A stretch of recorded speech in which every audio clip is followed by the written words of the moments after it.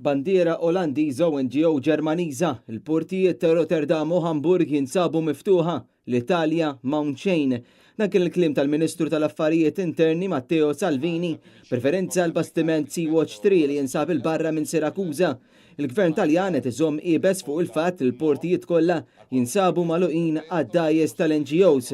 Huma bkollu 47 immigrant li għal darb'oħra nqabdu f'nofs kwistjoni bejn sema u ilma wara li l-Italja għalqet kompletament il-portijiet tagħha.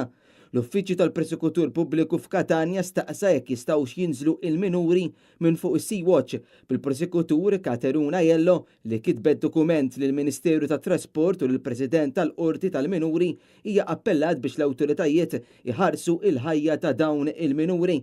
Għal dan iżda l-Ministeru wieġeb li fir-realtà il-minuri li hemm fuq il-bastiment għandhom 17-il sena u nofs u għalhekk wieġbu li mhux se jaċċettaw din it-talba. Fil-fatt il-Ministru Taljan Matteo Salvini reġetenna li dawn l-immigranti żgur li mhumiex se jidħlu fl-Italja u għalest li jagħtihom il-provisti u l-mediċini li għandhom bżonn iżda żgur mhux se jidħlu f'port fl-Italja. Il-mexxej tal-Lega qed jinsisti li fl-Italja m'hemm spazju għal aktar wasliet. Għal dan irritornat is-Sea-Watch li fistqarrija fakru li l-Gvern ta' Salvini diġà qiegħed jiġi investigat għal ħtif ta' persuni, abbuż ta' kariga u ksur tal-konvenzjoni sar f'każijiet simili fejn qed jipprojbixxi lin-nies milli jitilqu mill-bastiment u jinżlu l-art.